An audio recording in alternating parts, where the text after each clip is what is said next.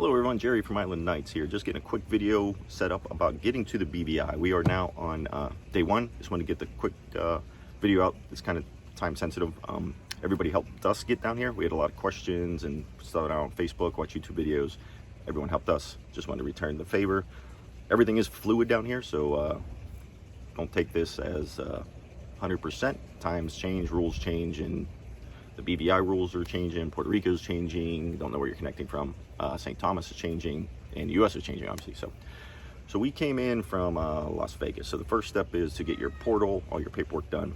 You know pretty much that. We did run into a problem where we didn't have our COVID test in time to do the portal, but contact them, and they adjusted it.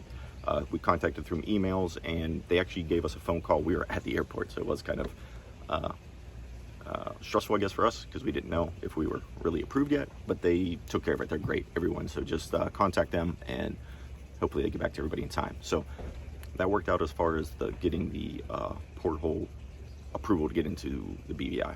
So then our flights. So we just coincidentally ended up booking on JetBlue through Puerto Rico. It just ended up being the cheapest and the time frame worked for us. But the great thing about that was in Puerto Rico, our bags were checked through. I've heard other people, their bags were not checked through.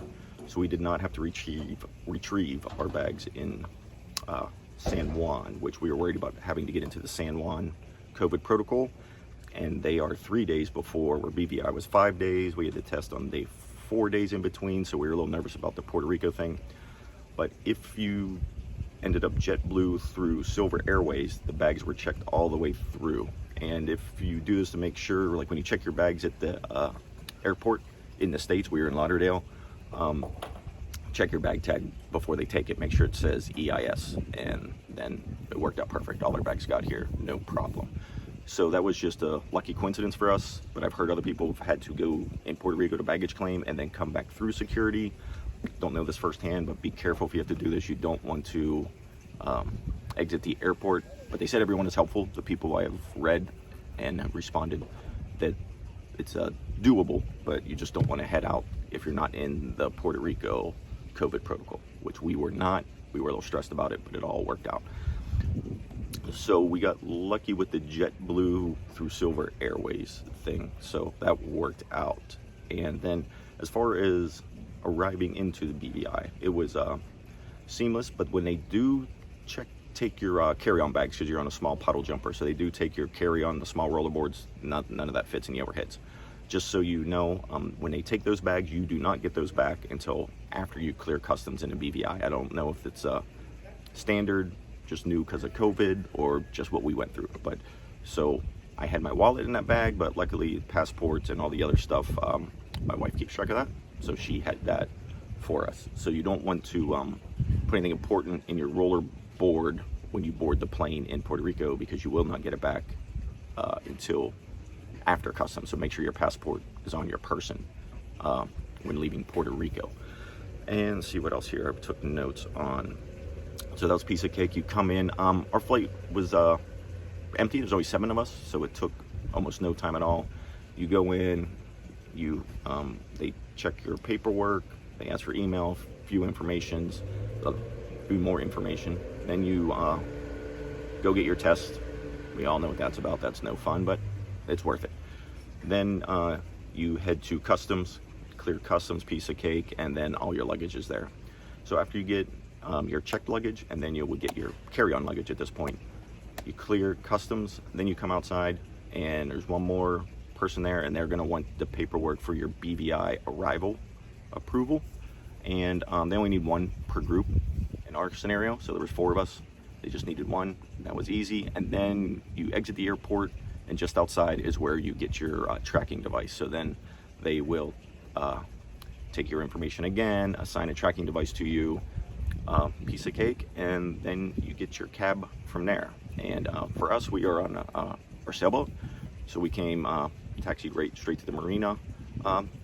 Taxi cab's just a little different. There's a plastic barrier, almost like a clear shower curtain between the driver and us. So between them wearing masks and that, communicating with the driver was difficult, but they knew where we were going. They knew what to do, but just used to interacting more on vacation, but that's all right. So they got us here. Then we spent the night on our boat here at the marina, and we're getting ready to head out today, waiting for our results. 2 of us got our results late last night. 10:30 p.m. we got the email, so shocked about that. And the other 2, nothing yet. So I don't know.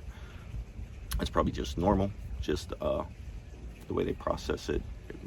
Our paperwork was on top, I'm guessing. So we'll see here shortly. We'll be heading out, but overall, it was probably more mentally stressful than doing it. So I encourage people to do it. I mean, so far it's been great. It's been easy.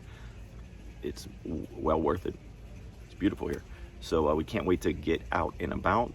So we'll hopefully be sailing out today, starting our day 1. So we'll be hitting some of the anchorages, you know, do some short sails, dust the cobwebs off of sailing. Haven't done it in a little while, but it should be fun. But hope this is helpful to anyone, because I leaned on you guys to get here. So just want to share the information. Again, everything is fluid down here. Things were changing as we come, as we go.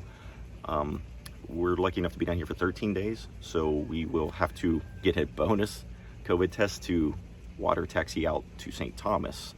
So, but I think it's all going to be worth it. I mean, it was easy to do, easy to get here.